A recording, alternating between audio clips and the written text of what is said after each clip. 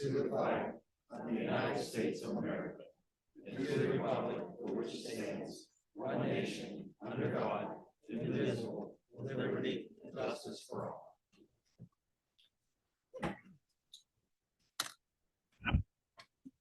We would like to thank you all for your attendance here tonight. Mr. Stefanski, do you have anybody on the list that wants to speak? The Township Board of Supervisors allocates 3 minutes during this item for those individuals who would like the opportunity to address the Board of Supervisors on action items only. First up, Jolene Garrison.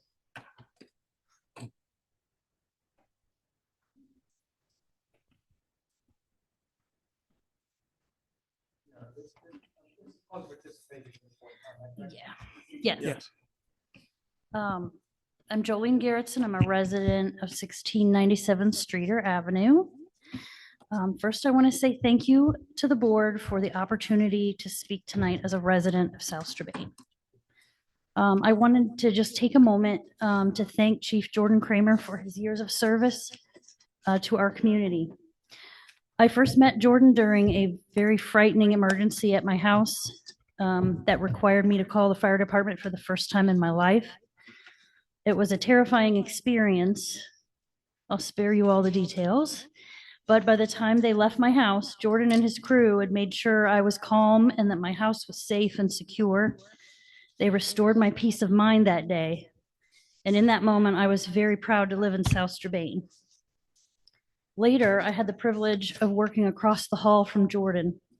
From my own personal experience working with him, I saw firsthand his unwavering dedication to the residents of the township and the genuine care he has for every person he serves. Jordan will be missed by many people in the community, and I sincerely wish him every success in his new position. He will be a transformative presence wherever he goes because integrity, positivity, and kindness are simply a part of who he is. Jordan, sincerely, thank you for everything you've done for me and for the community. Thank you.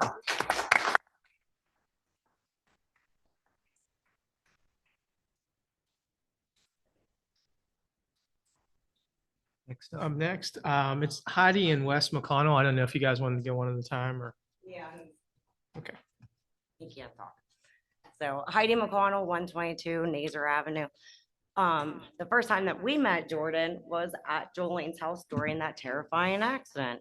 And he picked up Wes once everything was secure and put him in the fire truck, and Wes has been his buddy ever since. In the last 4 years, Jordan, my husband, fell through the ceiling at work. He called me from 30,000 feet in the air to make sure that we were okay and to see if we needed anything. I'm not gonna say goodbye to you. Just gonna be a see you later. Anything to say?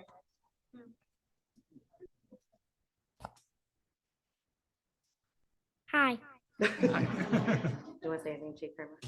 He's over there. You can look at him. No. No. Okay.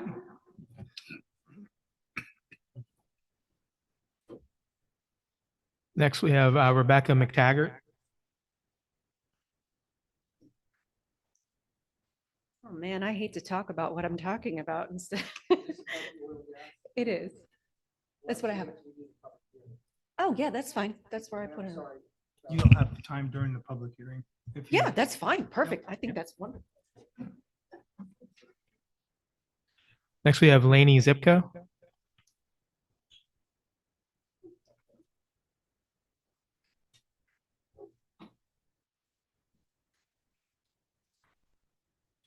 I don't have anything written. This is just what I'm thinking. I want to thank Jordan for all the time that he spent in South Strabane and for his dedication to the residents. As you all know, I live on Berry Road, 729 Berry Road, which is probably the most traveled road in South Strabane Township. We've had more accidents on this 1 mile road than any other municipal road in South Strabane. This is the first time when Jordan came on the scene that someone came to us after someone went into our property, because it's all our property that they're running into, to see was okay, to tell us what happened. No one has ever done that. I appreciate all the time that he spent doing the right thing with the residents. And I'm really one of the most sorry people to see him go. I think he did a good job. I'm proud of what he did. And I want to thank him publicly. I want everyone to know he was a good person.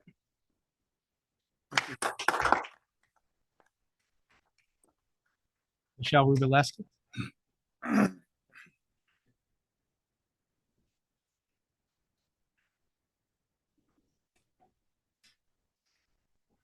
Hi, my name is Michelle Rubaleski and I live on Shady Side Avenue. Tonight, we're losing a great leader in our township. He has dedicated himself to protecting the residents of South Strabane. And from my perspective, this is a tremendous loss.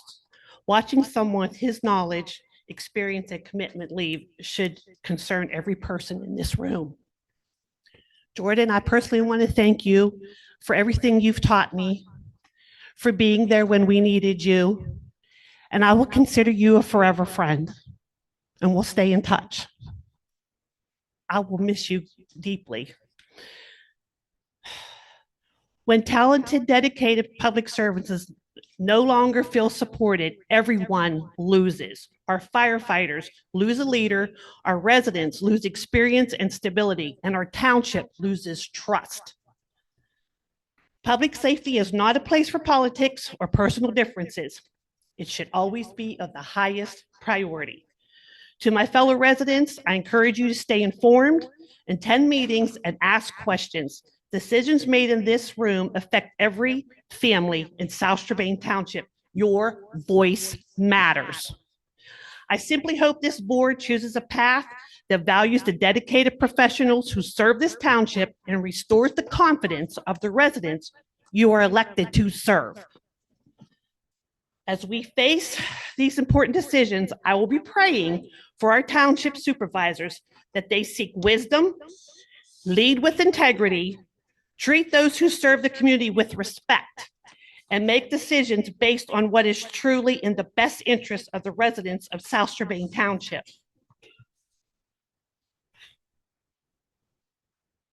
Our firefighters, our police officers, our EMS personnel, township employees, and residents all deserve leadership rooted in integrity, respect, and genuine commitment to public safety.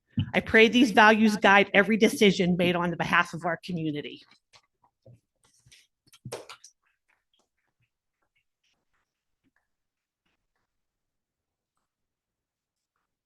Linda Rumbaugh.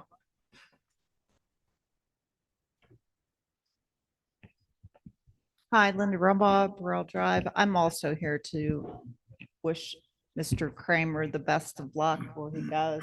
It's a big loss to the township. I also don't have anything written, so this is going to come from the heart. He also has helped my family and myself more times than I could tell you. He was always available to me. Anytime I ever called, he'd always return any phone call I ever placed. He has a lot of knowledge that we're going to lose when he leaves. We're going to lose his knowledge also, and that's sad for us. So I do wish you the best. I will miss you. You have done a great job and really proud to say that you are our chief. Thank you.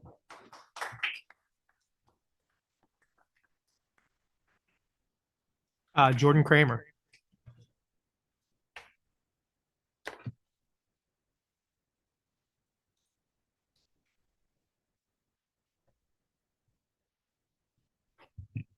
This might be a little bit more difficult now. All right, Jordan Kramer, 1230 Washington Road. As most of you might know, I've been the fire chief and emergency management coordinator for about 4.5 years here. Before I begin, Mr. Chairman, I might go slightly longer than 3 minutes, but I won't be able to stick around for the whole meeting due to another commitment. Okay. And I have some comments for Code Red and some of the other stuff on the agenda that I wanted to try to touch on. So I appreciate your consideration. First and foremost, I'm here tonight mainly to say thank you to South Germain residents for trusting me as the fire chief. I can't imagine starting in another community as a chief officer. Throughout the past 4 years, it's been a privilege to meet some of the most compassionate, generous, and community-minded people that I've ever known. Whether you've supported us through fundraisers, come to our events, stopped us and thanked us in a grocery store, or just trusted us when you've called 911, you've made this community such a special place for us to serve. And that's obviously to so many of you that are sitting here in the room, and so many others that are out there. I sincerely thank you. To our firefighters, the career firefighters, our volunteer firefighters in South Germain Township, they've become way more than coworkers. They're extensions of my family, and I'm gonna miss them, but obviously stay in touch with them for hopefully many years to come. They've answered thousands and thousands of calls over the last 4.5 years. Some of the most terrible calls you could possibly imagine. And over the course of 30 days, about 2 years ago, I heard multiple people in EMS remark that they had responded to the worst accident in their career. And these are lifetime providers that had been in the service for over 30 years. And those were incidents that had happened in South Germain Township. You know, when something horrible is going to happen, it normally happens here. And our people continually respond to these things day in and day out. And through all these challenges, every difficult call, all these major incidents, every obstacle, they continue to show up. This community should be incredibly proud of the organization that serves it. When someone dials 911 in South Germain Township, they receive outstanding people that are equipped with outstanding apparatus and equipment, and it's backed by a culture that values professionalism, compassion, teamwork, and service above everything else. And we are all extremely proud of that. The accomplishments don't belong to me. They belong to every firefighter who wears the patch, every volunteer who answers the calls, every career firefighter who comes ready to serve, and every resident who continues to support us. 5 years ago, while working for Peters Township, I can distinctly remember driving fire trucks through South Germain Township on the way to fires in the city of Washington, while South Germain firefighters sat in the fire station, not responding to calls to help, because there was no relationship between South Germain and the city of Washington. And we've repaired that. We've repaired relationships with North Germain, Canton Township, and many others in the region so that we can all work better to protect each other. And that's something that is worth continuing to protect into the future. Which brings me to one of the main reasons I wanted to speak tonight. In the coming weeks, this board's going to make a very important decision affecting the department and the community, and that's the next fire chief. My main ask is that you recognize the talent that already exists within the South Germain Fire Department. South Germain has exceptional leaders who have dedicated years of their lives to serving the community. They know the department, they know the community, and they understand the culture. They've earned the trust of the firefighters and the businesses here, and they lead and respect the volunteer organization, the career staff, and very importantly, our mutual aid partners. That continuity in those relationships matter, and the culture matters. The progress the department has made over the past several years is real, and I hope the next chapter builds upon that. I have complete confidence that these individuals already serving the community are capable of doing exactly that.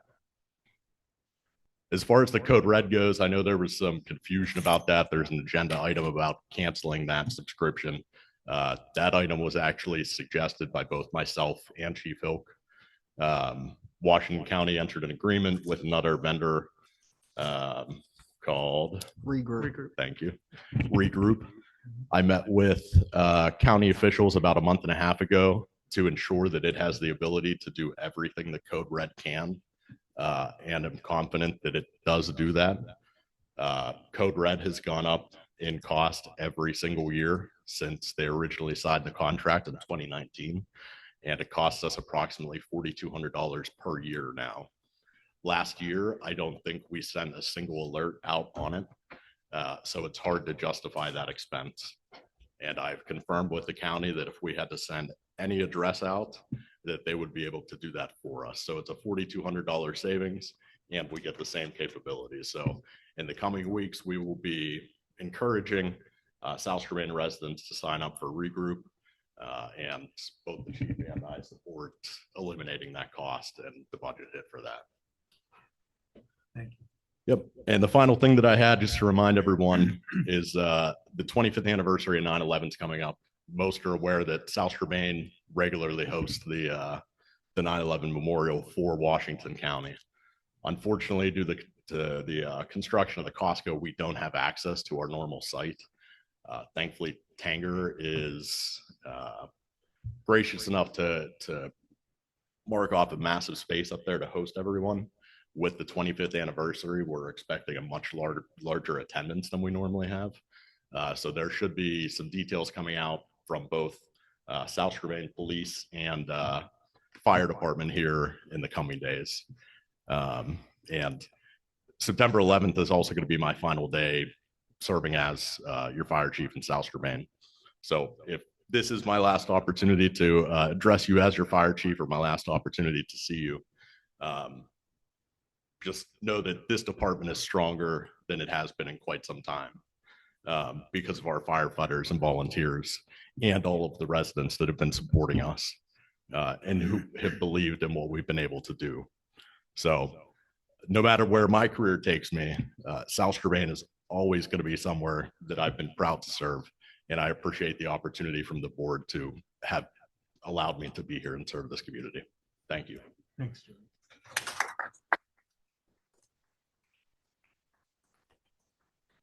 That was the last person signed up.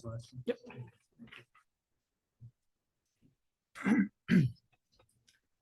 Okay, we're going to move on to the meeting minutes.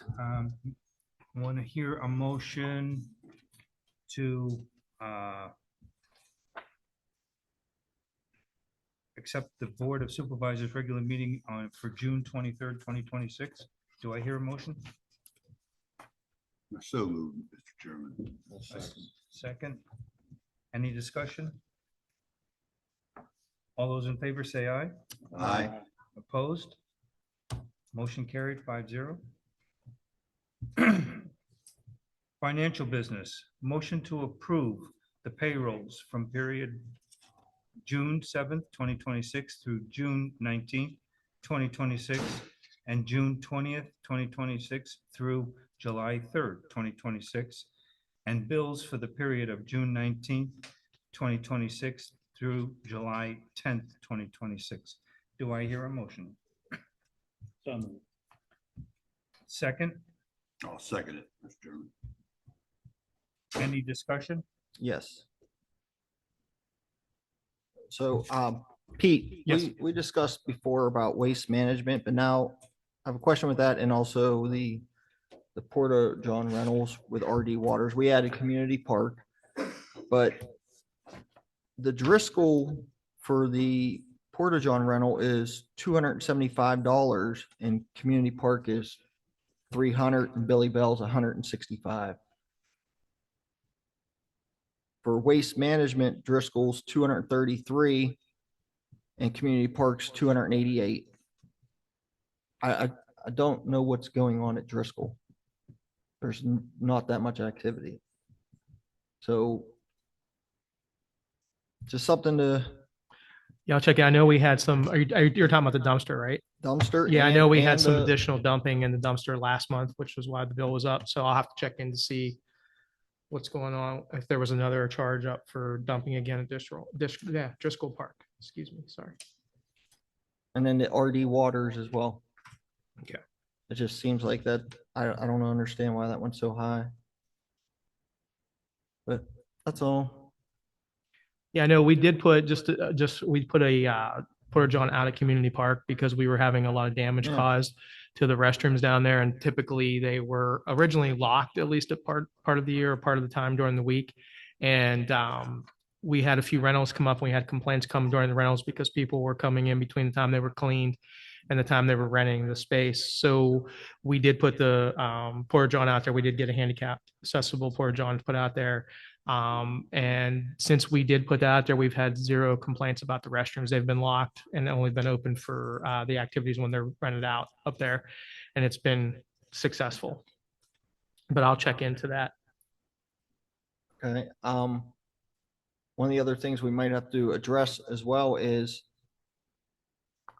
cross-country will be starting up, and you can't ask a couple hundred people to use one porta john, right? So that's it. So we might have to Yeah, we can accommodate that for the I think day. originally, But- and again, if I'm wrong, if somebody knows different on this, Bob or Russ can jump in, but originally, I think that they did open them for certain like events or certain Activities. times during the day, and then they were locked at the end Yeah. of the workday. So we Okay. could probably do something like that to accommodate it again. All right, that's all. Any vote on it? All those in favor say aye. Aye. Opposed? Motion carried 5-0. Announcements and recognitions. Do we have anything, Mr. Stefanski? No, the two items we had, they were unable to attend. So Okay, thank you. other than Township reports and presentations. Municipal separate stormwater MS4. The Board of Supervisors allocates a period of time for this item for comments regarding the topic of stormwater. Each person addressing the Board of Supervisors is asked to limit their comments to a maximum of 3 minutes. Is there anybody that wants to speak on MS4? Anybody online, Kristen?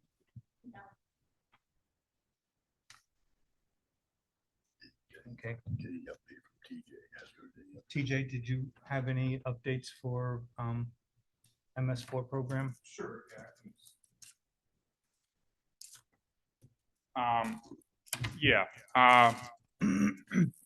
I do have it on my engineer's report. I was planning on bringing it up under that item. Okay, but you want to wait? That's fine. yeah, I'll just wait and do it then. Okay, yes, sir. Township managers report? Yep, I have a few things other than agenda items. I know we're just doing a couple follow-up things. I know there was an article in the OR regarding the Locust Avenue property. We haven't had any additional updates since then. I believe they expect to finish going into the fall this year on getting that landslide cleared up down there. I believe it was end of October, beginning of November. So that was the only update we've had there. Working on a comprehensive plan grant that's due in September. Just put out a request for support letters. Once we get those in, then we can go ahead and complete the grant application for submittal. Also, just wanted to give an update. I've been working on, since we don't have a code enforcement department, I've been working on some of the code enforcement questions. We've had about 20 calls between right towards the end of May through June and into July, where we're at now. Most of them have been grass and garbage calls. As of course, as the summer kicks off, we get a lot more grass calls, but we've also had a few garbage calls because of the weather, the heat, and everything like that. So we've been working on those. We've had pretty good success with most of those. I have a few properties that are larger that we were working on that were kind of standout properties. One was on Tycoon Drive, which is not just a grass complaint, but also a general condition of the property. Letters were sent out, and so there has been no response so far to the letters. Another location that we had, which was also a grass and a condition of structure complaint, was out on Van Station Road. I did receive a letter, the card that they signed for it. I did get a call from the person that's in care of. I called the solicitor. He and I talked about the situation going on out there because the executrix of the will has passed away. And there is a little bit of a legal issue, but I did speak with Dennis regarding that. So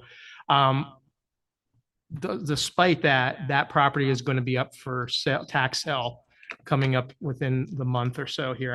I was told September, but I didn't see it on the list that I received for the August sales. So, and then the last one I wanted to address, or last two I wanted to address specifically, was a grass complaint. It's the old Burger King property. It's one that's right here, pretty present on Route 19. I did reach out to the property The person who's in stewardship of the property, the care person, they did get the abandoned vehicle pulled out of there, but the grass still is not yet cut. So we will have to move on to the next step, which is doing a certified letter, requesting if it's not done, it has to go to the magistrate's office after that, or we have to cut the property and lien it, either one of those directions. The last property is more of a safety issue. There was an accident at the intersection of Cameron and Route 19, where some power lines were pulled down, and they pulled down on a sign. I did reach out to the property owner. The property owner is actually working with the insurance company. They hope to have it taken care of within a week or two. So those were kind of the major properties. There's a few other grass plants, some on Route 19, some house structures that we're going to be moving forward with, at least trying to get them out certified letters in case they have to go to the magistrate's office. So I'll update as we get those, or if the board has any questions on those particular properties. Okay, thank you. Mr. Mako, Township Solicitor? Yes, Mr. Rowan. My office has been involved in a number of different development matters for the township. We've been involved with Bradford Run. I believe at the last meeting, the board wanted the office to start moving forward. I believe we have some type of meeting scheduled this week, I believe, Mr. Savansky. We do have a meeting scheduled for tomorrow, but I did have a phone call from Mr. Angelini again today. He's supposed to call me back tomorrow, so I'm assuming it's to move the meeting again, but I don't know that for sure. So, all right. We've been involved with some issues regarding Burkett Manor. We did finalize the situation involved the data center ordinance. We've when you pass a zoning ordinance, you have to go through a final procedure. So we did submit a signed copy to the Washington County Planning Commission. We've also submitted to the Law Library. We also submitted your noise and dust ordinance to both the Law Library and also to the Planning Commission. The final trifecta, as the Observer Reporter calls it, is the ordinance involving the fossil fuel generating ordinance. There's a lot of words there. It's somewhat tongue-tied when you say it, but that's the final trifecta. But there is, I guess, some comments by somebody tonight that I will look into, but so we've been involved with that. I have not received any type of appeal from CNX concerning the ordinance itself. I've received nothing at all. I think it was, we adopted that on June 9th. So I think the 30 days has passed. That ordinance is currently being used by other attorneys and municipalities in southwestern PA. I saw an article and I did get a copy of Amwell Township. They pretty much plagiarized South Urbane Township's ordinance. They're gonna pay half the bill. They should. And they bashed it at the same time. But it took a lot of time and effort, and I think it was well worth it because we did protect the township with that ordinance. So I give the supervisors a lot of credit and also the public a lot of credit because it was something that was going to affect the township. So far, so good. So I just want to say congratulations to the board for all the support and also the public in that situation. We've been involved with, again, throughout the week. I'm always in contact with the township manager and also with Kristen concerning different zoning issues. So that's about the whole of my report. Okay. Just to piggyback on what Dennis said, two things. One, I think that I'd expect to see them maybe look at a couple of the other ordinances you passed because they called about them and then looked them up on the website. So just that. It was Amwell, or is that who that was? Amwell Township? Yeah. Yeah. So, but I saw one of the supervisors today and he asked me again about it. So I would expect to see that in the future moving forward. Those ordinances took a lot of work, by the way. They really did. Yeah. And all the new ordinances are posted on the website under the code section. So they'll appear as new items until they do the update on the code book next year. That's all I have, Mr. Allen. Okay. If I can add something, I wish every township in Washington County would use our data center ordinance. We did that not only to protect our residents, but to protect our neighbors. If our neighbors would use that ordinance, that includes North Strabane, Amwell, North Franklin, Canton Township, and Chartiers. They're protecting our residents like we protected their residents. And that's only fair. Canton Township is adopting it, by the way. Our ordinance? Yep. send them a third of the bill. We're down to a third less. No, seriously, I would much rather them use it and protect, because that's protecting us. You know, and I've read some of the data center ordinance that some of the other municipalities have passed. The only thing I have to say to them is shame on them. Shame on them. Shame on them. Anybody else? You're an Okay. engineer. Thank you. Township engineer? Yes, thank you, Mr. Rowan. I'll start with Burkett Manor. We haven't had too many sidewalk inspections in the last few weeks. They've basically caught up with the houses that have been built, so we remain on an as-needed basis for the inspections out there. There is an agenda item for Burkett Manor tonight, so I'll hold off on my comments on that until we get to that part of the agenda. I did want to bring two things up regarding Burkett Manor. The first is we've had some back and forth with the developer about possible changes to that emergency access road. I've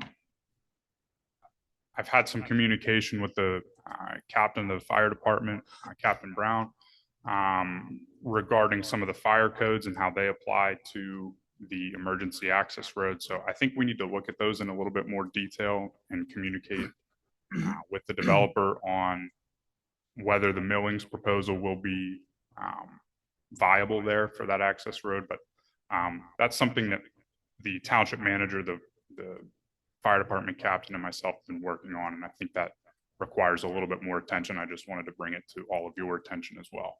The second thing I wanted to bring up was the highway occupancy permit for Burkett Lane. I reported last month that our office was in communication with Gateway Engineers and the developer about the need for an HOP for Burkett Lane and the paving that was going to take place there. And Gateway had been in communication with PennDOT, PennDOT informing them that the HOP would probably not be needed for just resurfacing the private road. However, I received a phone call today from Stephanie Whitlatch at PennDOT, who had a difference of opinion there, and expressed some concerns to me that if South Strabane Township were to take over Burkett Lane as a public township road, that may impact the current HOP classification of that road itself from no longer being a private road, private driveway, to being a local road, which may require traffic study and so forth. Now, Gateway has already performed a traffic study in February of 2020 for the project. So I just wanted to bring this up to the board's attention because it happened this morning, for one, but for two, it does differ from what we had thought and believed at the last meeting. And I think probably what should take place now is a meeting with PennDOT and the developer's engineer and our office and the board to come to a final resolution on the HOP status and what else is needed there, because that really needs to be done before the township takes over that road and inherits any of the issues that may result from that. So that's the update as of today. And if we don't take over that road, we cannot take over any of the roads in the development. That's correct. And Yes. that was an issue that I raised a number of years ago when Stephanie Whitlatch saw me at a convention. And she said basically that we need to address that situation. And I think I've told you guys before, my biggest concern was that if we took that road over and we had to get to HOP, then we would probably be liable, responsible for the improvements without any type of an agreement. And I think we need to nail this down, because I don't want the taxpayers of the township to be responsible for any potential improvements to that intersection, because it could be costly. Yeah, I agree. I think it needs to be resolved before we arrive anywhere near the stage of deed of dedication and township taking over the road. So Stephanie Whitlatch also cornered me at a convention, a PSATS convention, and told me that she has had attempted to contact previous managers, both permanent and acting, and couldn't get a return call. So she mentioned that to me today too. Yeah, I think that it's time that, we've asked you to look out for the taxpayer's best interest. Yeah. And the buck's going to stop with you. Get it right. Agreed. Yeah, and I think I think if we do anything with that application, we're dealing with a similar situation in another township. There's gonna have to be an agreement between the township and the applicant, being Burkett Manor, saying responsibility costs of you and responsibility costs of me, and responsibility costs in terms of the township possible improvements. Okay? And I guess that's the reason I bring it up, is because I think a meeting with PennDOT and all the parties is the most important next step, because it sounds like there's two differences of opinion at PennDOT of whether or not an HOP is needed. And we need that answer before the township takes any permanent action with regard to accepting the ownership of the road. That's my opinion. Who has the final say on that? That would be PennDOT. Thank you. And I think any cost my recommendation to the board, any cost that the township incurs with the engineer's expense, that should be borne by Burkett Manor, not the township.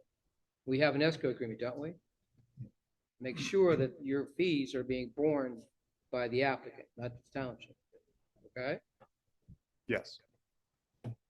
So that's the status of Burkett Manor at this point. I was going to mention that we do have a meeting with the developer from Bradford Run on Thursday, I believe it is, right, Pete? July 30th. Well, that's subject.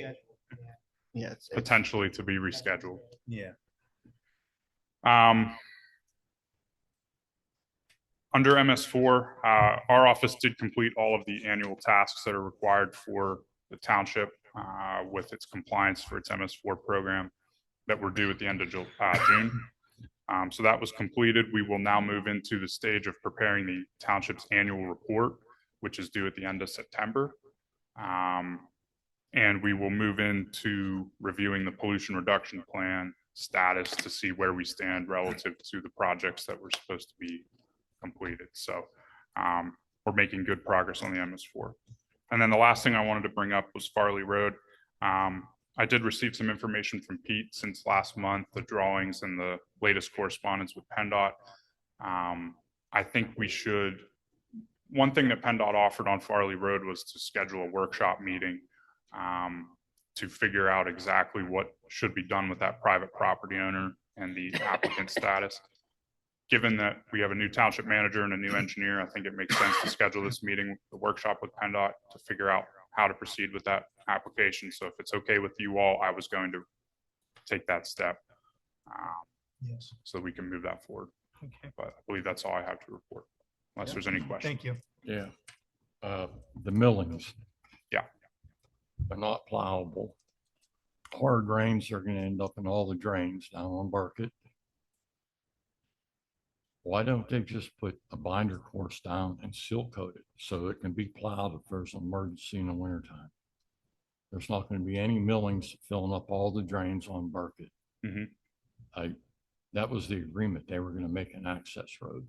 And if you look in the minutes, it's quite a long time ago. They stood up there and they agreed to it. I think Chief Kramer was present because he's the one that brought it up. And I think Rich, you might have been here, and they agreed to putting in an access road. The other thing is, I was never contacted by Stephanie Whitlatch. Last time I talked to her, she goes, if it meets PennDOT specs, I'll come down, I'll inspect it, and we'll take it over. Then she moved up the ladder, and I have not heard from her since. So she told you she called me, and I didn't return the call. She never said she called you. No, not you. Managers. The manager. Okay. No. But I won't vote for millings on that road. I know what millings are going to do. And I think you as an engineer know what they're going to do. My concern with the millings, frankly, as it relates to the fire code, is whether or not the access road, even in its current condition or with millings on it, will support a fire truck. No, it won't. You know, without somebody looking at the bearing capacity of that road that they built there, I don't think that should be our responsibility. I don't think that should be a taxpayer responsibility. But And it that's a shouldn't be concern. the HOA's responsibility because it's not, because it wasn't done right to start with. Correct. So, and that's, it's our job to look out for them too. Well, wherein the problem lies is the fact that the access road was shown to be gravel on the drawings that were approved by the township back in whatever year they were approved, prior to some of us being here. So So that's what the they'll developer correct. has built what is on the approved plans that, therein lies part of the problem. To be TJ, candid. isn't part of that road as you get up to the top, what's that, all rock? Mhm. So, okay. It's all That's where- gravel road. That's where the problem is, right? The major problem is. Right. Right. And I'm not, without somebody doing some calculations, I'm not convinced that installing compacted millings on that road necessarily would support a fire truck's weight. So Okay, that's all. I we need to think about that more, I think. This was discussed at the meeting we had with Terry, didn't we? And- Yeah. Yes. Yeah. They're They're here looking for- tonight also. Yeah. Terry, did you want to respond to anything or? Good evening. Yes, you're correct. At the meeting that we had to discuss this issue, we scheduled a meeting with TJ. We walked the site. There was a discussion about whether millings would be an improvement from the current condition. And the consensus at the meeting was, yes, that's an improvement.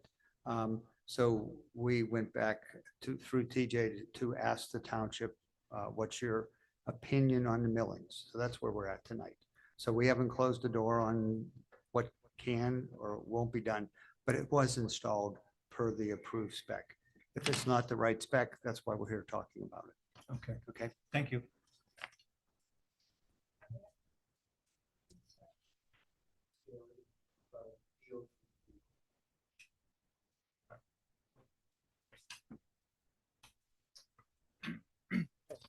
That's all you, okay. Thank you, sir. Unfinished business. We have, just to keep our eyeballs on things, we have Bradford Run, Burkett Manor, and Meadows Landing. Did anybody have anything that wanted to bring up, say, talk? Do we have a progress report on Meadows Landing, where that stands? So Meadows Landing is still on the table of the planning commission for subdivision and land development approval. It will be considered at the August planning commission meeting. They requested to be tabled in July and provided the extension necessary for Correct. such request. Okay. So I have no further update on it until Thank then. you. Thank you. Yeah. Anything else? Okay, we're gonna move on to new business. We're going to turn the floor over to Mr. Makel for a public hearing on the fossil fuel and power generation ordinance. Mr. Makel? Yes, thank you, Mr. Owen. At this point in time, we have scheduled a public hearing on the proposed fossil fuel ordinance. It's regarding the use of allowing an applicant to generate electricity by the use of fossil fuel means. At this point in time, we have the public hearing. Anybody who's going to ask a question or make a comment at this point in time, could you please stand and raise your right hand?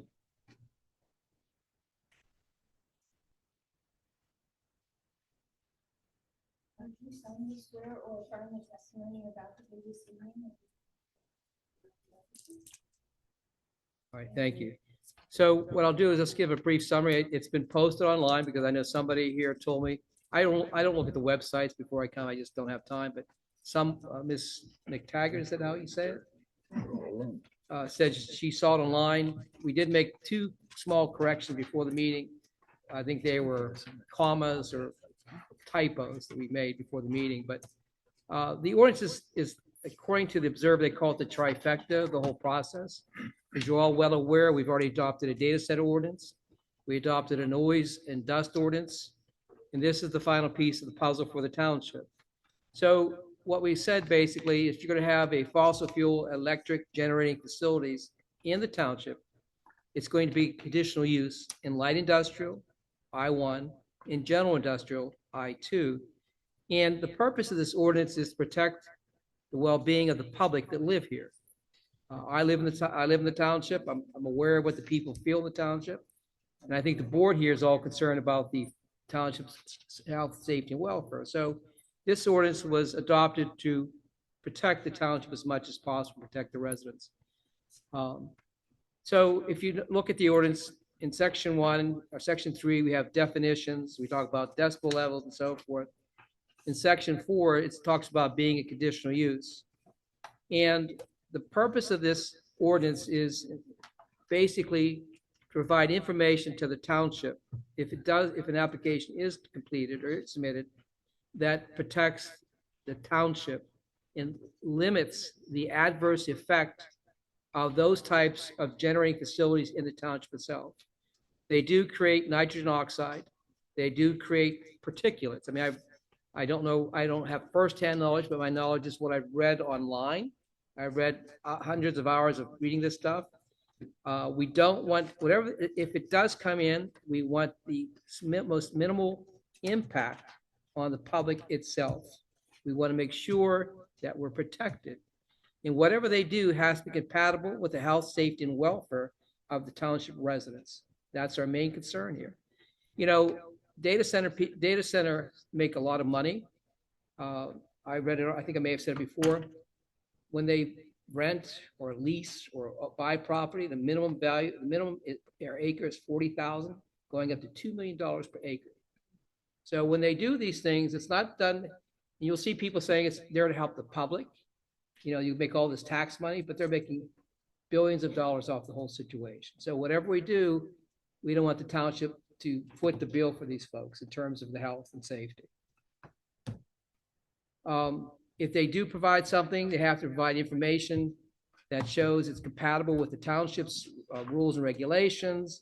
There's a 1,500-foot setback from residents, occupied residents, and sensitive receptors. We also have that 500-foot setback. It's consistent with the data center ordinance. Everything's consistent. So they work hand in hand. They have to submit a conditional use application. They have to submit documents showing different proofs. I'm from Greene County, I guess we call it proof. So we have to have all these different things. We have to have a decommissioning plan if they wanted to decommission, because as I keep telling everybody, with electronics, with data centers and everything, it's changing so fast. And, you know, again, in my office, I'm the only person that has, remember the big tower for the computers? I have a big tower and everybody else has a little matchbox for the computer. That's how things have changed over the years.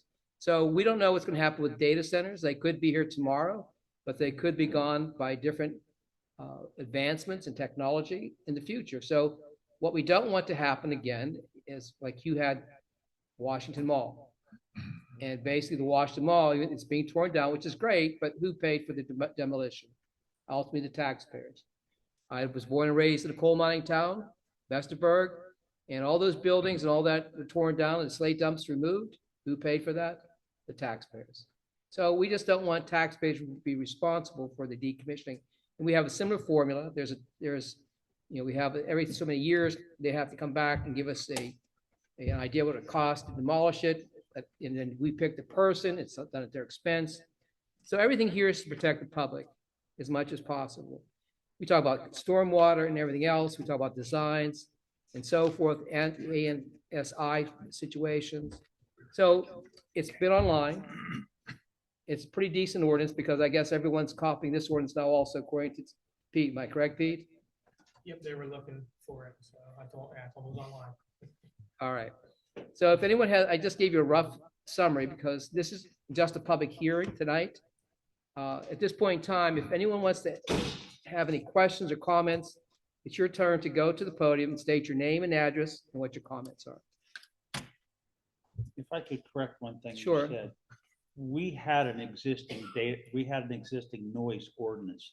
We just updated our existing noise ordinance so it applied to everything. And it's a stringent, I think it's pretty stringent also. I think it may be more stringent. As it should be. These people live in these neighborhoods. So as I say, I live on Cameron Road, the top of the hill, and I can hear the traffic on 79 at nights nowadays. Okay, so at this point in time, it's time for any questions or comments from the public. Mrs. Rumbaugh. Hi, Linda Rumbaugh, Burrell Drive. I just have one question about this.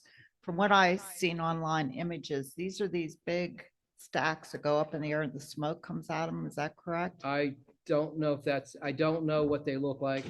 I looked it up and Did you? that's what I saw. And I'm sure everybody's driven past places that look like that. They have those big smokestacks up in That's a the air. smokestack. So that'd be It like is a coal smokestack. generation. So They you're burn not the gonna have a coal. coal, yeah, you're not gonna have a coal power plant anywhere in our township. We don't have the land for it. This would be more gas generation and nuclear. So that's what I saw as images is not what you're talking about. Correct. Yeah. Okay. All right. That was all I had to ask. Anything else about the ordinance? No, I thought the ordinance looked fine. It looked okay. I'm not happy about it that we even need to have one, but You have yes, to be proactive. yes, exactly. Thank you. Thank you. What's that?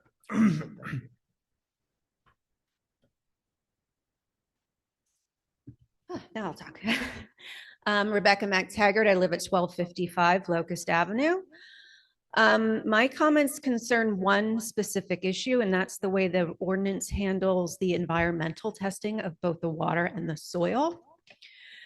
Some things I would change is have the township, of course, not the applicant, select the testing firm from a list of qualified firms with the applicant paying the cost. 2, require that all laboratory analysis be performed by a laboratory accredited under the Pennsylvania National Environmental Laboratory Accreditation Program with documented chain of custody maintained for every sample. Require that split samples, in order for parallel analysis, be made available to the township or a designated community representative upon request. And lastly, require that all testing results be reported simultaneously to the Pennsylvania Department of Environmental Protection rather than merely shared with the township or eligible to be submitted at the applicant's discretion. This is at no cost to the township. This is just protecting the chain of events to make sure that this is done properly and we are in control, not them. I have a copy of the letter that I wrote just in case I couldn't make it tonight with the edits. You've already gave me a copy. At the beginning of me, I was looking it over, and I have no issue with those things. Today, we're going to have a public hearing, so we can make changes for our August meeting. So, and since it's already been advertised, we have pending ordinance document, so we're still safe, but I wish you would have gave it to me a couple of weeks ago. I know, I'm sorry. I have these, I had signed up for updates about these types of things, and for whatever reason, I'm not getting them in any of my emails that things are changing and being updated. So, But I did, you and I spoke prior to the meeting. We did. And she provided me it's a 2-page letter, I think, whatever it is, 2 pages. Yeah. I think. I looked them over and I think they're valid concerns. So I think I'm going to modify the ordinance for adoption for the August meeting. Okay, but what I suggest that you do is provide that document to the court reporter over here. Sure. In the meantime, you have some time tomorrow. Provide email copy to Mr. Stavansky so he can email copies to the supervisors. Can you do that for us? I can definitely do that for you. Thank Why you don't you so mark much. that as Exhibit A, by the way, when she gives it to you. All right, thank you, ma'am. Thank you very much. Anyone other comments or questions from anybody in the public?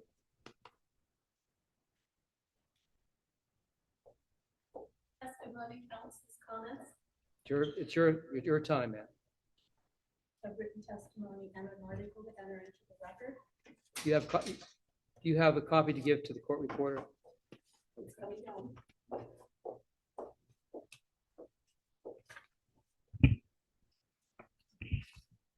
Cynthia Rossi, Terra Hill Farm, 99 Zedeker Station Road, Washington, Pennsylvania.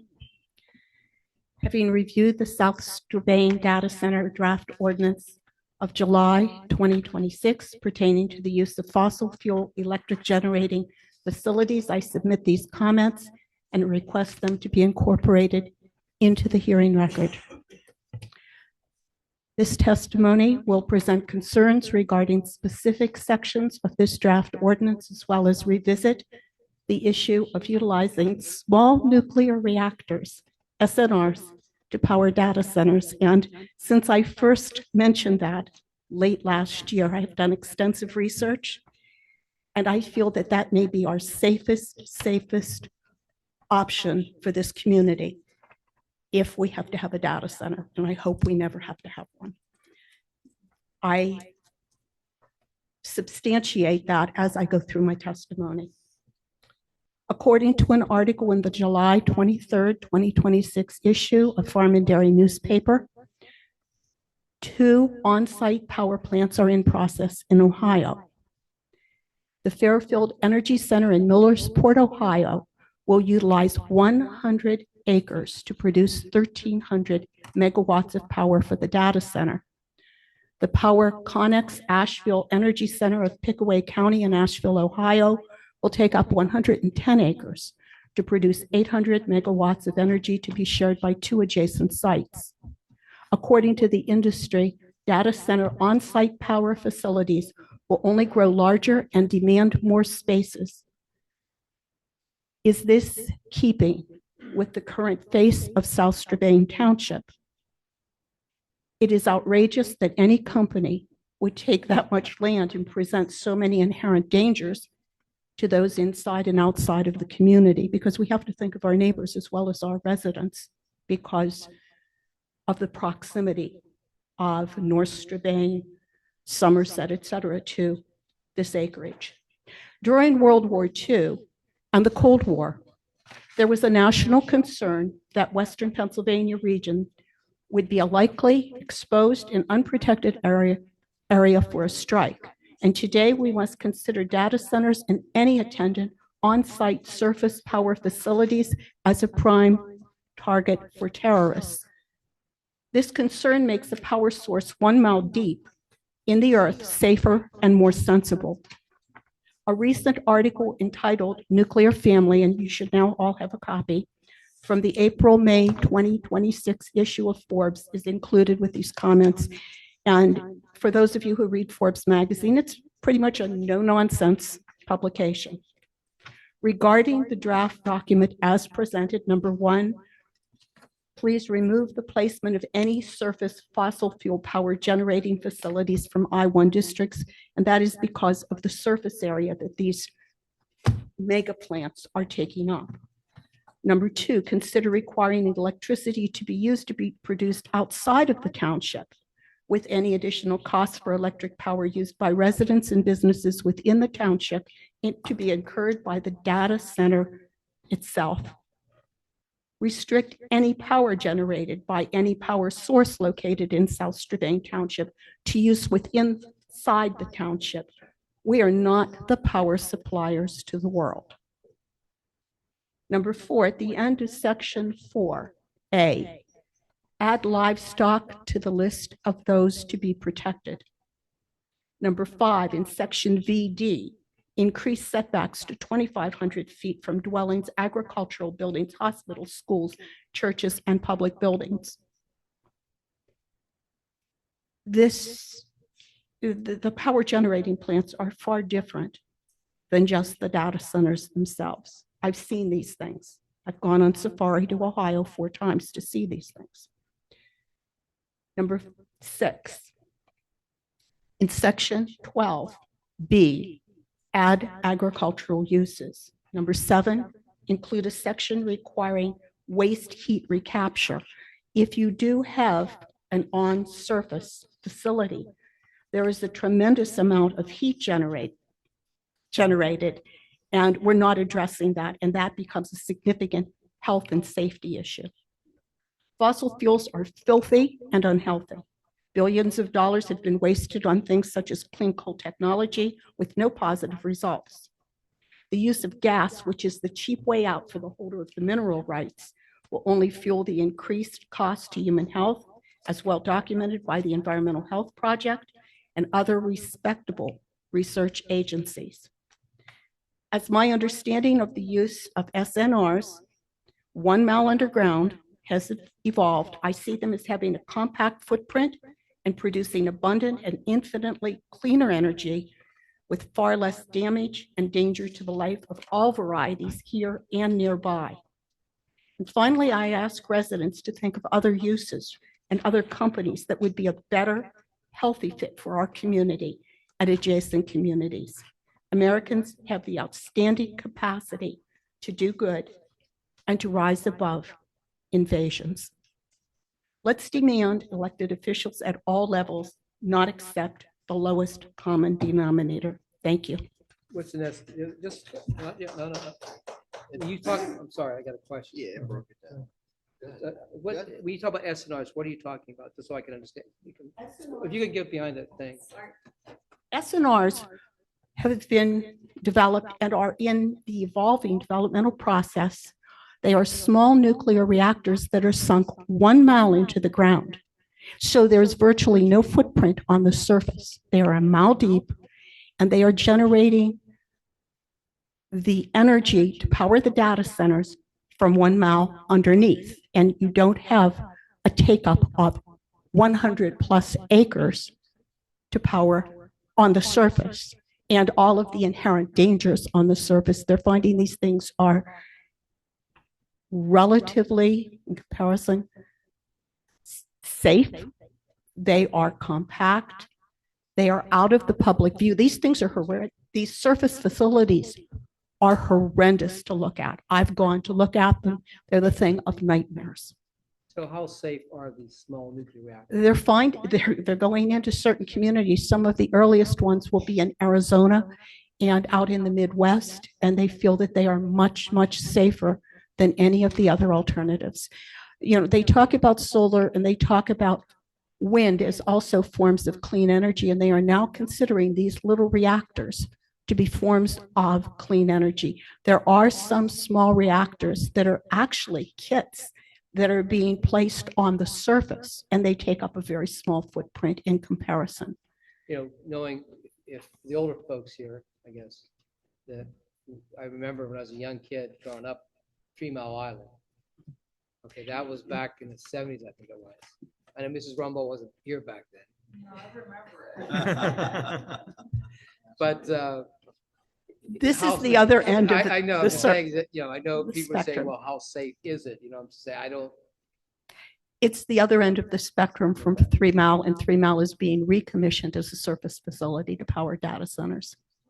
You know, there are data centers, or there are old style nuclear plants where they are recommissioning them to power data centers, and they were, you know, the bad behaved boys of the old style of on-surface nuclear sites. These small reactors are being used throughout Europe. Interestingly enough, there are many of them in Russia. China is using them. Unfortunately, I think we sometimes have to look to China and see what they're doing, because they tend to, unfortunately, become cutting edge sometimes. But throughout Europe, they're looking at nuclear very seriously, and they're looking at them as these small underground facilities as being very suitable for powering data centers, especially considering the damage that other sources of power on the surface present. The article explains what a father and daughter have done in terms of research and some of the things related to. I have followed the path of the nuclear reactor, the Westinghouse design, the eVinci, through the Pittsburgh Business Times articles. And when we first started this data center, I brought it up about we need to have that in there too. And everybody thought, oh, that's not going to happen. That we're not going to waste our time and money on that. And that's how fast things have changed. And you know, we're using nuclear reactors to power our submarines, some of our ships, some of our military bases have them on, and they're being powered by that. The only ones that are EMP proof, by the way. And I think that's the safest of all forms of energy to power these data centers, which will have the least amount of impact on the residents in the neighborhoods. by on, far. on anything on this surface. Right. And I never thought I'd make this transition, but I've studied it almost around the clock since I made the comments in the fall based on what I had learned at that point. And I do, thank you. I The agree. Vinci's not any bigger than that table over there. These are very small, Very small. Very smaller small. underground. Well, this one I'm referring to, when it started, was on the surface, but they are adapting it for underground. And it's designed and built right up here in Cranberry Township. Thank you. Thank you. Any other public comments, questions? Judy Panasic, I just want to thank you guys. Sworn in.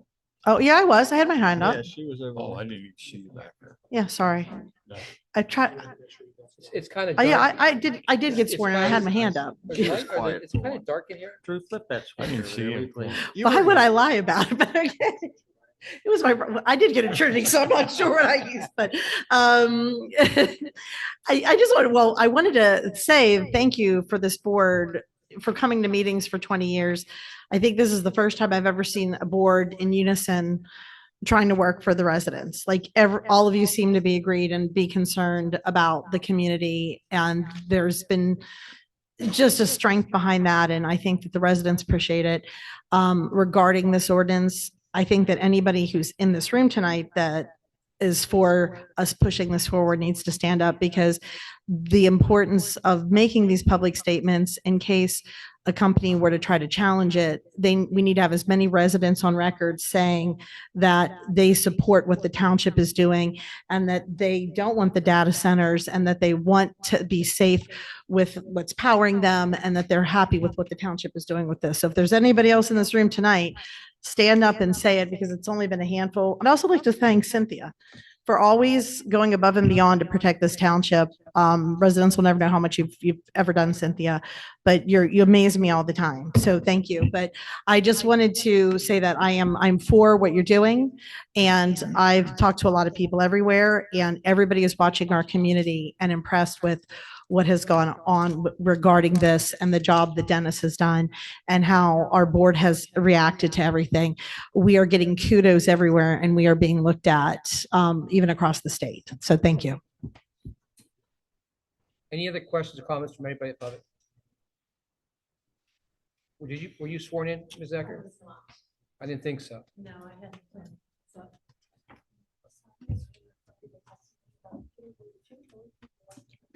I do. Diane Ecker, Terra Drive. I hadn't planned on speaking tonight, but the one thing that is scaring me a little bit about this fossil fuel ordinance is trying to create an acceptable path that might be used in the event of a data center. And Cynthia, I respect you beyond anything, but nuclear scares the bejeepers out of me. And carbon capture scares me. So I really don't want to see us try to find a path for a data center. I want to see us protect all levels so that we protect the health of the residents, the health of the environment, the health of the wildlife, the health of everyone. So let me ask you a question. So are you in favor of this ordinance being adopted, or you want to, what are you trying to say tonight? I guess I'm trying to say I hadn't done enough research. The only concern I have is I understand what Ms. Rossi said. It does bring good points. But my major concern is I'd rather put shut the door right now and then revisit the whole situation of all the process, because, you know, we have the trifecta coming to completion. And I understand it's a good point. I don't know much about nuclear reactors, but I do. If I say nuclear, people are going to start getting scared. But it's something we have to look at, and maybe we could do after this is look into it at more depth, probably. Yeah, I would very much be in favor of passing this tonight and doing some more Well, research if we have to add anything. I'm going to make it's just a public hearing tonight, but I am going to add the comments made by McTaggart, Ms. McTaggart. Sorry about that. But I think those have to be added. I think because I don't want this thing to languish and then I would agree. loophole, Okay? Yeah. So I think Ms. Rossi does bring valid points, and I think that has to be addressed, but I think we need to shut the doors right now. I would agree. But I'm just saying, let's not try to find paths to create as we move forward. Let's try to Turnaround keep time those, on a new nuclear reactor. let's keep the doors shut. Let's lock them. I think technology will change the data centers before you get one of those online. No, we're not going to adopt it tonight because it's just a public hearing. Okay, thank you. Anything else from anybody else in the public? No one else? Okay, at this point in time, I'm requesting that a motion be made by the Board of Supervisors to place into evidence. A is the McTaggart letter dated, I think, July 28th. B is the, I'll call Cynthia Rossi letter dated today. C is the nuclear, what's it called, family or Nuclear something? Family, yeah, by Forbes. Nuclear family document. D is the proof of publication for the public hearing tonight. And E is the proposed ordinance that was proposed tonight. So I need a motion to put the evidence exhibits A, B, C, D, and E. Is there a motion to that effect? So do I hear a motion? Jeff made the motion. Second, I'll second. any further discussion? No. All those in favor say aye. Aye. Opposed? Motion carried. And the final thing, Mr. Rowan, is we'll need a motion to close the testimony and the hearing for tonight's proceedings. Do I hear a motion to close the hearing? Make the motion. Second, Second. all those in favor say aye. Aye. Aye. Opposed? Motion carried 5-0. Mr. Rowan, one last thing, with the board's permission, I'll make the modifications to the ordinance and have it advertised for adoption at the August meeting, if that's permissible with the board. So then we're going to table item B on the agenda? Yeah. Okay.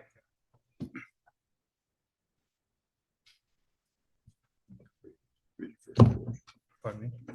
We need Yeah. to make a motion to table. Yeah, so motion to approve the use of the fossil fuel for power generating ordinance.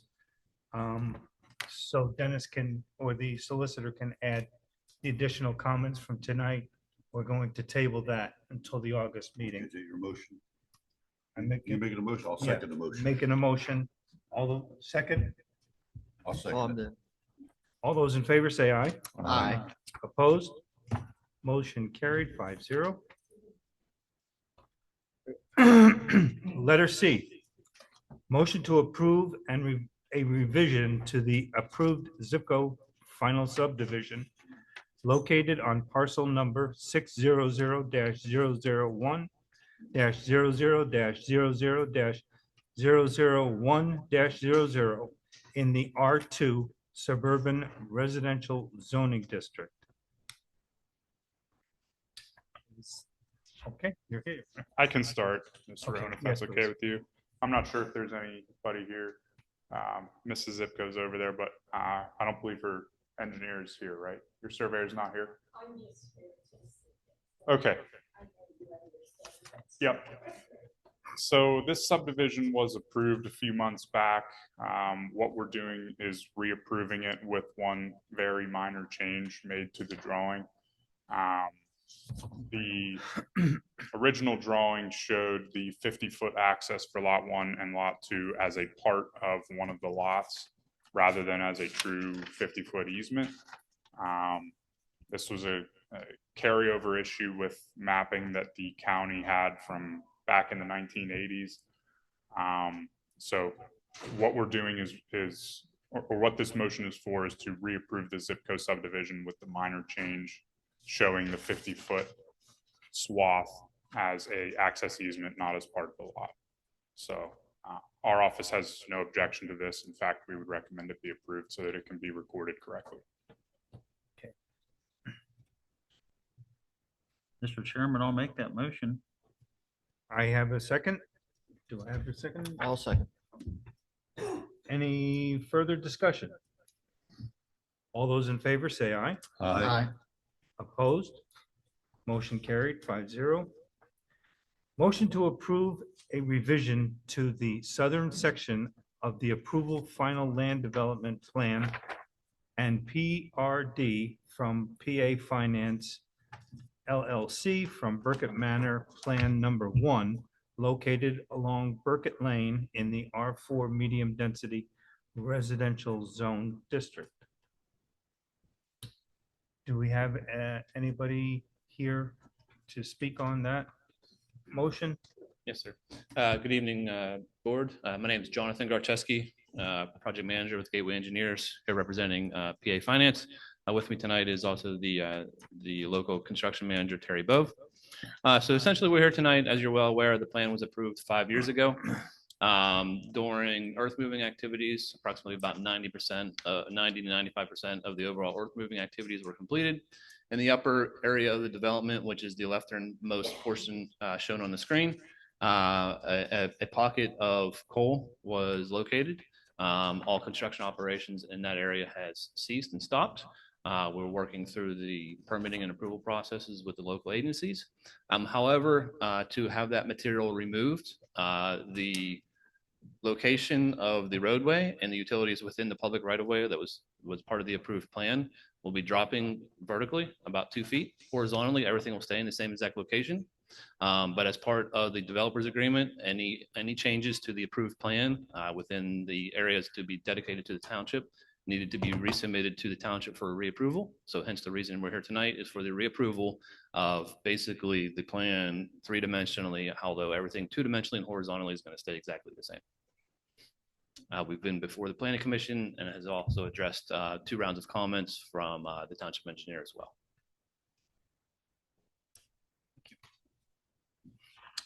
Did you have anything you wanted to add? Yeah, I did just want to note that our office did review the revised drawings. Basically, we're keeping all of the geometry the same. There are no changes to the road right-of-way alignment, any of the lot layouts. The main changes in regard to the elevation of some of the features, some of the stormwater inlets and slopes of the pipes have changed. Anytime there's a change in the public improvements, since what was approved by the Board of Supervisors, if there's ever any proposed changes, those need to be re-presented to the Board of Supervisors for approval. So that's why this agenda item went before the Planning Commission and before the board now. We have reviewed the proposed revisions. We would recommend that they be approved. Just the changes in elevation for the stormwater, basically, that's all that's changing with this request. So we have no other comments at this time. Thank you. Do I hear a motion for approval? I'll make that motion. Second? I'll second it. Any further discussion from the supervisors? All those in favor say aye. Aye. Aye. Opposed? Motion carried 5-0. Motion to accept the resignation of Fire Chief Jordan Kramer. Do I hear a motion? I'll make that motion. Second? Second. I assume you're doing that with regret? I have a question. 1 second. You did that with regret, I assume, correct? Yes. Okay. Accepting resignation, you normally accept the resignation with regret. Oh. That's the protocol. I'm sorry. All right. Motion to accept the resignation of Fire Chief Jordan Kramer with regret. Do I hear a motion? It was I'll already make that motion, motion. second. Jeff, Any further discussion? I'll call on Rich. We heard from a lot of the residents. Most of them think he was an excellent. Yeah. Jamie, we're done, okay? Oh, yeah, we closed it. Every resident that spoke here thought that Jordan was an excellent fire chief. I think, with any business, you have a recruitment and retention policy. What did the board do to retain Jordan as a fire chief? Did you meet with him as a whole? Because he did have a contract with the township. What was done to keep him? Anybody? Did you do anything at all to keep him as fire chief?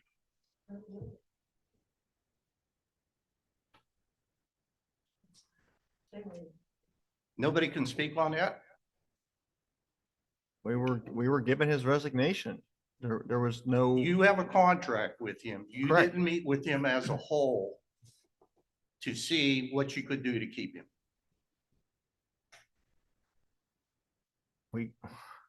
I think The that. his resignation came in. That's a what was damn it- shame. What was the You date? people could not meet with him. Well, you and got to get talk your, you got to him. get your timeline correct. So his resignation came, his contract is in place until the end of the year. His resignation came in, well, I was away, so it was mid-July, around mid-July. Now here we are towards the end of July. Currently, I mean, that's where we're at. Well, who talked to him about it? People usually don't just come in and resign from a position where they're happy. He seemed to be happy. All the residents are in favor of keeping him. They all liked him. Yeah. All the people that he worked with liked him. Your questions have been noted. Thank you. Yeah. No, this. You can't. No, Judy Panasic, if you're But- gonna but allow him to also- talk, I just want to say the statement that all residents were happy with them would be incorrect. I'm not going to go into details here, but if this public would like to know everything and a list of things that have happened over this time, that's fine. But this was not public comment, Rich, and you know Yeah. better. You were on that board and you need to shut yourself down. And you All can't, right, you okay. can't force anybody to stay, Let's- to be an employee, and you also can't have a shakedown. So to say like what was presented to him, and he's under contract till the end of the year. There were no talks with Jordan. This was all just came up mid-July, and here we are, end of July. All right, we have a motion on the floor. Motion and seconded and discussion. All those in favor say aye. Aye. Opposed? I'm opposed. I oppose. Motion carried 3-0 or 3-2. Sounds right. Letter F, motion to adopt vehicle incident report policy. Mr. Chairman, can we, Well, you're gonna make a motion, then we'll discuss. okay. Motion, I'll make the motion. second, Second. Jeff second. okay, any discussion? Yeah, I'd like some things added to this. Can we table this until drug August. and alcohol testing and Yes. other things are added till next month? Yes. I suggest we table it. So you make a motion to table, Mr. Yes. Borrego? Now you have to ask for a second. There's no discussion. I'll Second. second it, the table. All those in favor for tabling letter F, say aye. Aye. Opposed? Motion carried 5-0. Letter G, motion to discontinue the use of Code Red for emergency notifications and to use Regroup, the service that is provided by Washington County. Do I hear a motion? So moved. Second, I'll second. any discussion? Yeah, a discussion. So I've been utilizing this since February and it's been flawless. Received every notification that has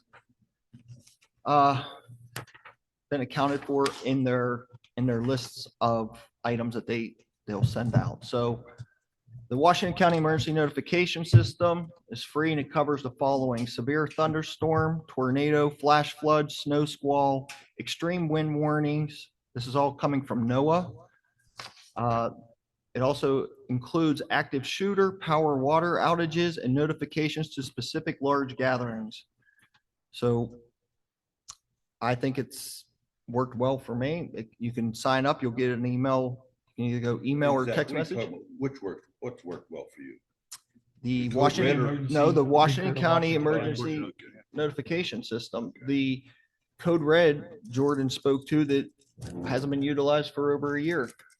So here we are, a year and 6 months into this and we're paying for something we don't even utilize. So that's redundant government wasteful spending. Well, we're in agreement. So to that's why change. we're, Yeah. that's why we're getting rid of it. Yeah. And there will be, if the board approves it, there'll be information on the website, on Facebook. I know I did hear Jordan say that they were going to post some stuff on the fire department's Facebook, I believe it was. I don't know if you guys, I know they were talking about that, but, and there's also at the back here on the counter, there's some sheets you could take. It has the QR code if you want to, scan it and check it out and or sign up for it. We'll also have it available in the vestibule. Yeah, we'll have it on display here in the front and the back of the building. And then we'll also, like I said, we'll post it on the website that has the link. And I believe the county said that the link that they sent us, it does have the QR code scan, but it also has the link in case somebody doesn't use QR codes or has any issues using the phone. It can take them to the link to sign up. What did you say is on the table for folks? This right here, it's the QR code. It's basically this for a regroup, and this is the county emergency notification system. Is there any way that the old company would forward a database that South Shebane possesses to the new company? We can reach out to them, but I mean, you normally you would have to re-sign up anyway for it. You have to re-sign up for the new service. Yeah. Mr. Bull, I don't know if you guys are able to hear me, but we are in talks with Regroup about whether they are willing to upload the data of our current database or not. So we don't have an answer on that yet, but we are trying. Thank you. Thank you, Jordan. On top of it, yeah. All discussion completed. Do I hear a motion to discontinue that? All those in favor say aye. Aye. Aye. Opposed? Motion carried 5-0. Letter A, motion to add a new pre-hire screening requirement using Ahmed for pre-employment physical. Do I hear a motion? So moved. Second, I'll second. further discussion? Did you want to speak on that, Jeff? That Ye- there was never a policy in. Well, up to this point, all new hires were trusted on their own to go get their own physical. And that's not fair to the employer, and that's not fair to the taxpayers to take somebody at their word that they're physically fit to do the job that we ask of them. This is just good business, and we've used it in other organizations that I've served in, and we should be using it here. Agreed. All those in favor say aye. Aye. Opposed? Motion carried 5-0. Letter I, motion to modify the PSAT's reimbursement policy. Make that motion. I'll second. Any further discussion? Yes. So the current policy is stating it to turn in your expense within 30 days of the end of PSATs. And I think that that's a bit ridiculous.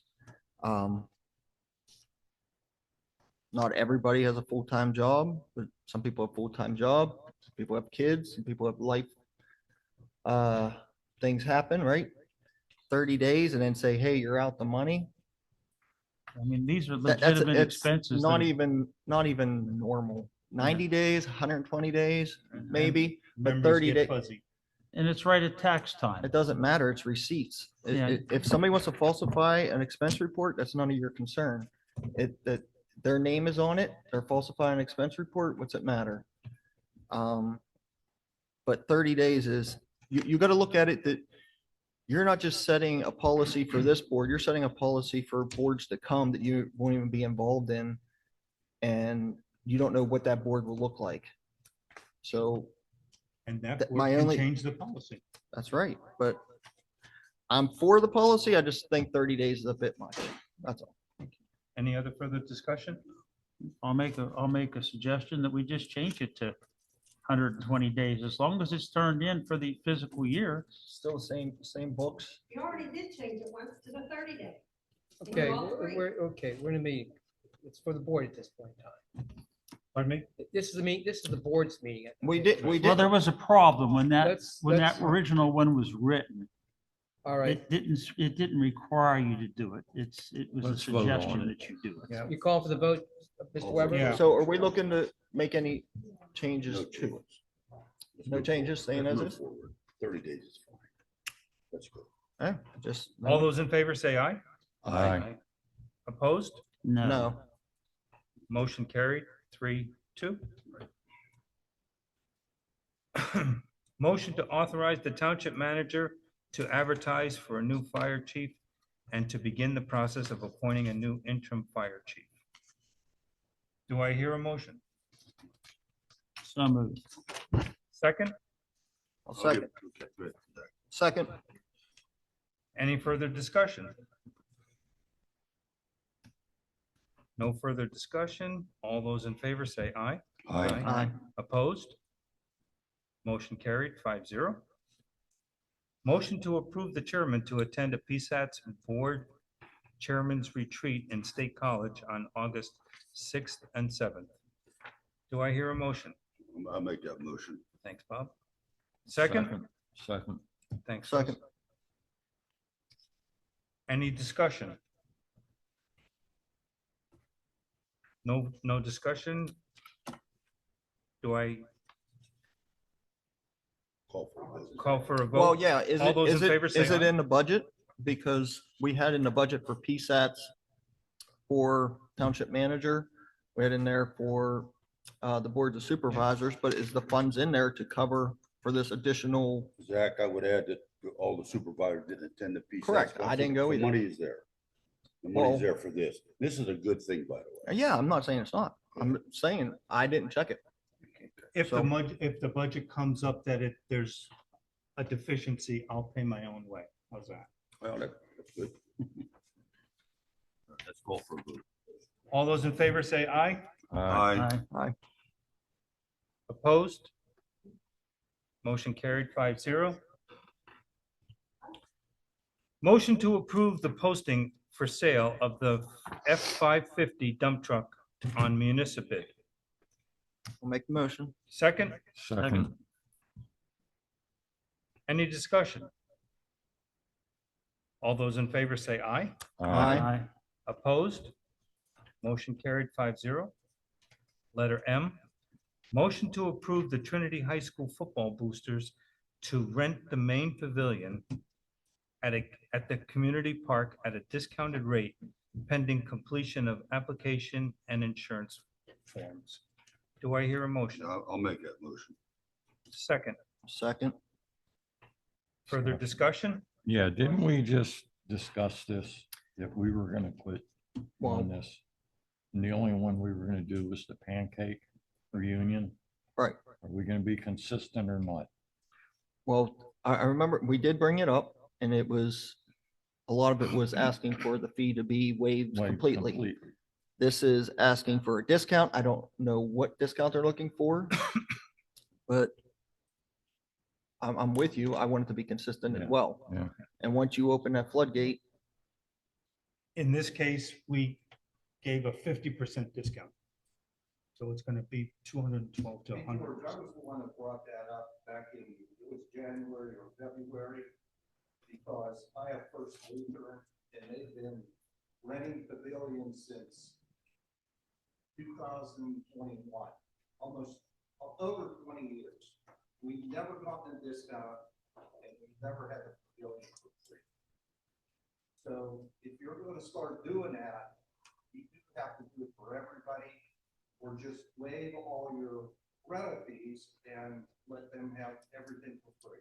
And that includes not only the pavilions, but the fields, Yeah. the soccer field and everything, because you're gonna be discussing that next. When the request came in from Trinity, it did say, could we do this at a reduced rate?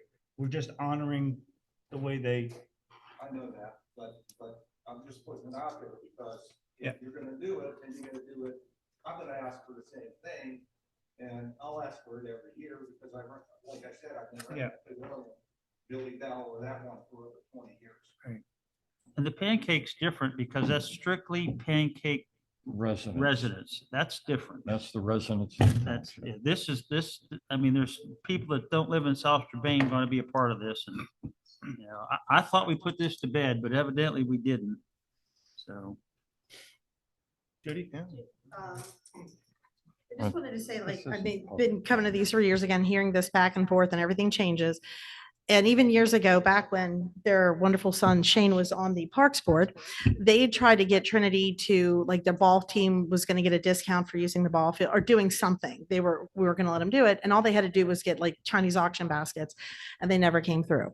But if they want a discount, maybe that's something to do, like come up with something where they're getting a discount, but the kids have to do some volunteer work for the township to pay. I mean, I'm just trying to come up with something that's, you know, they want a $200 discount, get the kids to come and do something. I don't care if it's wash a police car.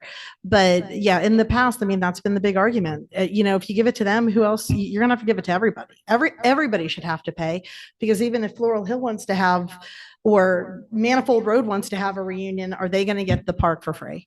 Like, you know, there's got to be consistency, and those guys are right. And it's you're just opening the floodgates at this. Yeah, you got a fee schedule. Why don't you just follow it? We are following it. I can't stop somebody from putting a request in. Right. Okay, so it's just a In request. my opinion, the request never should have made it this far. Our staff doesn't give you a discount. They want paid for the time they work, and they're entitled to that. And back to what Ms. Panasic said, I don't think your insurance company would want you just to have willy-nilly people coming on your property and doing work without insurance coverage. I mean, the world's changed. You got to follow the rules. And I see things in a different light. The high school is in our township. They wanted to have a get together with the sports boosters. I didn't see anything wrong with it. So high school's not in our Yeah, it's not in township. our township, but well, South Strabane goes to Trinity.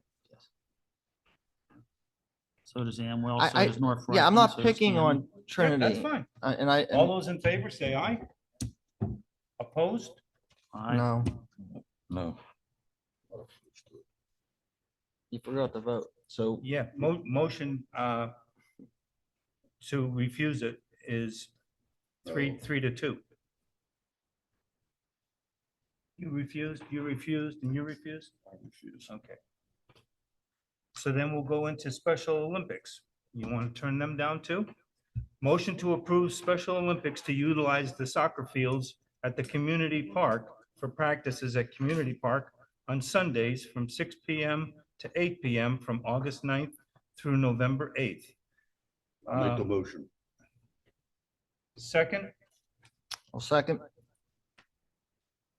any further discussion? Yeah, they want the fields for a month. They're gonna want the bathrooms open. It's going to be longer than a month, August and November. Yeah. That's a long time to take up the soccer field. There's gonna be conflict. Well, we We are, do have the porta johns there. but we are currently opening the bathrooms during the day, correct, Pete?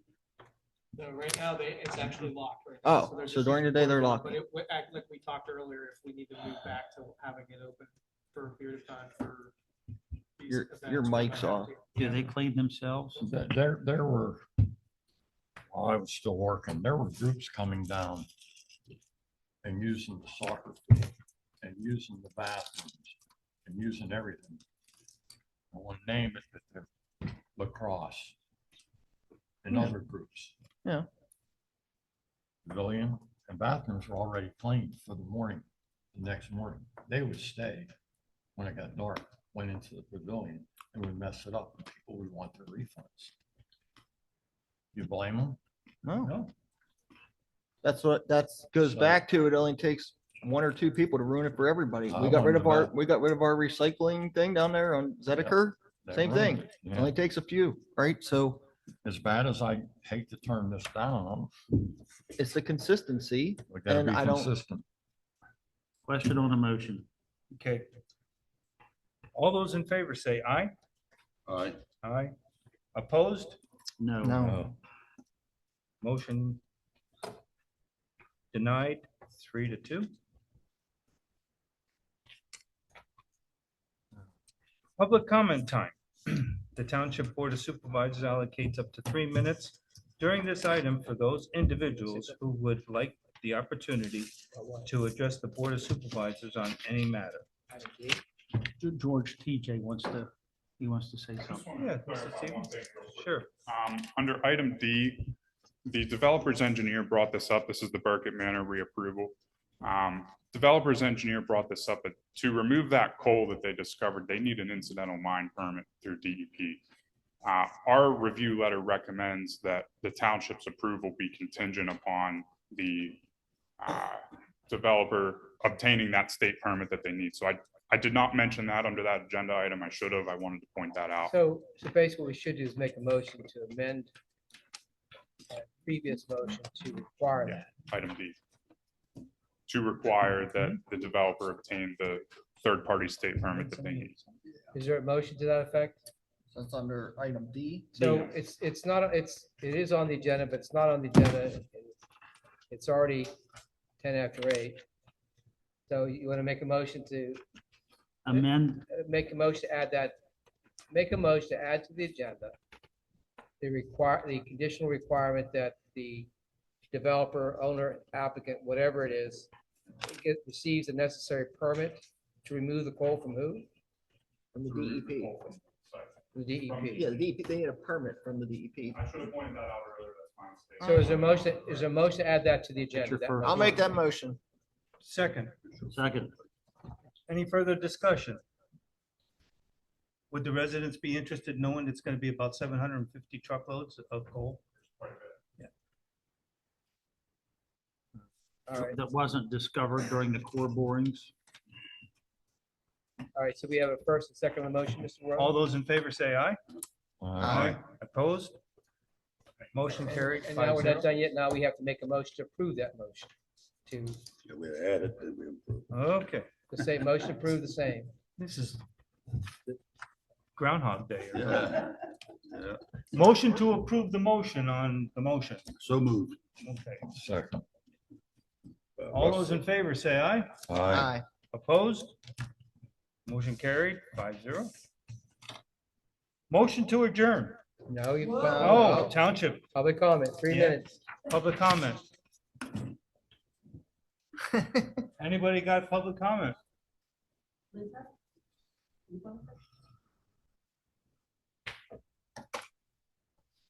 Hi, Linda Brumbaugh, Burrell Drive. My name's not on there, Pete, so I'm sorry. George, I apologize. You're But fine. real short, I don't know if you guys know this or not, but President Trump signed an executive order to make it easier to put data centers in townships now. Like he waived a lot of the red tape. There's hardly any red tape now that they can go through. So I don't know if anybody knew that. That happened, I think, on the 25th of July. Thank you. Is that federal or he can't do it for state? The states talked about it. You better hope the hell they don't. It's an executive order, so it's a federal. Okay, well, that won't affect any of our ordinance. Yeah, it's said on there, I've read into a little bit more about that. I don't know, I'm not an attorney, but Dennis, you probably know that it's good that we have what we have because they still have to follow what we want. Yeah, we Yeah. can be super. They could just make it easier for them to come in. McCormick is for it too.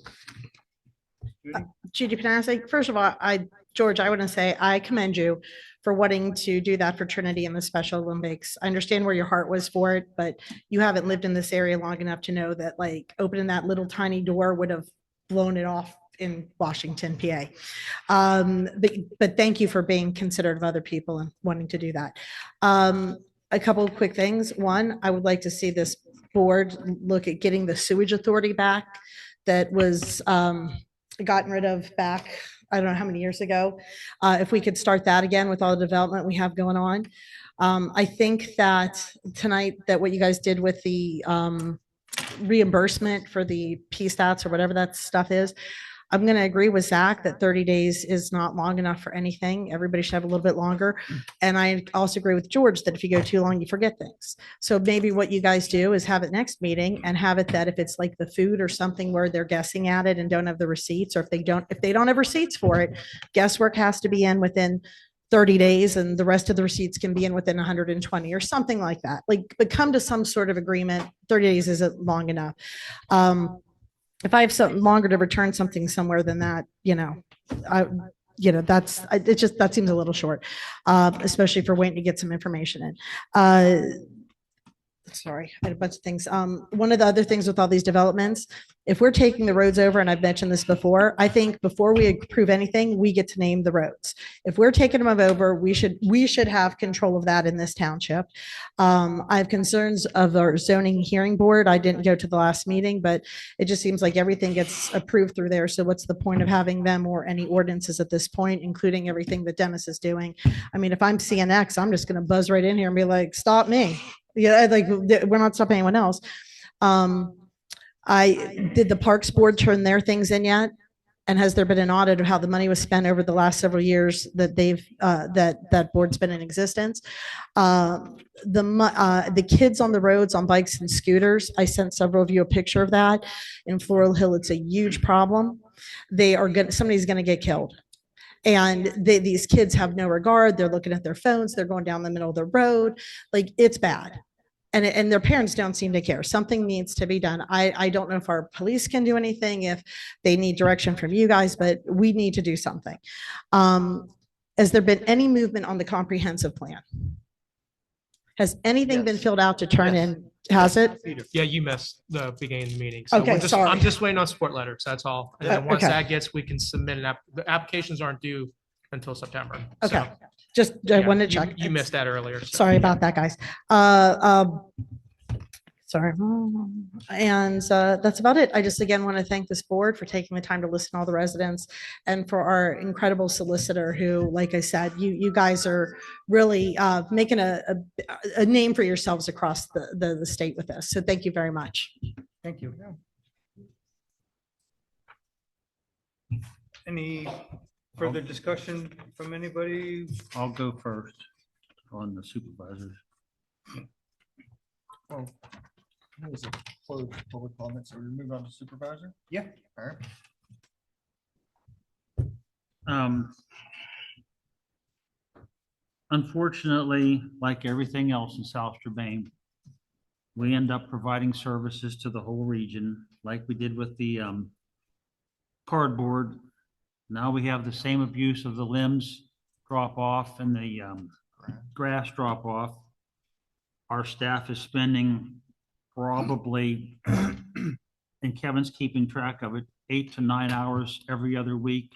And we're wearing out our chipper for people who are doing professional commercial work. Just because they're doing it in our township doesn't give them the right to dump it there. And I think we need to consider the same thing we did with the cardboard, taking that away, quit wearing our chipper out. I know that's not going to be popular, but we do go around 2 or 3 times a year, and we do that. We could consider having a bi-monthly, have it open on a Saturday, and have the stuff, be sure that you're a resident. And I just think, I want us to think about that for the future. The vehicles on the road, I live on South Main Street. We have a lot of that. What really gets me is the trikes, the actual trikes with no plates, the stand-up scooters, going right down the middle of Route 19. That is not safe. You get a person that changes lanes and somebody doesn't see that person's in front of them, it's not safe. And I'm going to beg our chief to see if there's something that we can do to stop that or curb it. Somebody is going to get hurt, and I don't want us to have to address it after the fact. One comment back to the 30 days on the other. If you remember correctly, that was put in because I didn't submit mine in what the board thought was a timely manner at the time. It was still submitted within the year of that year.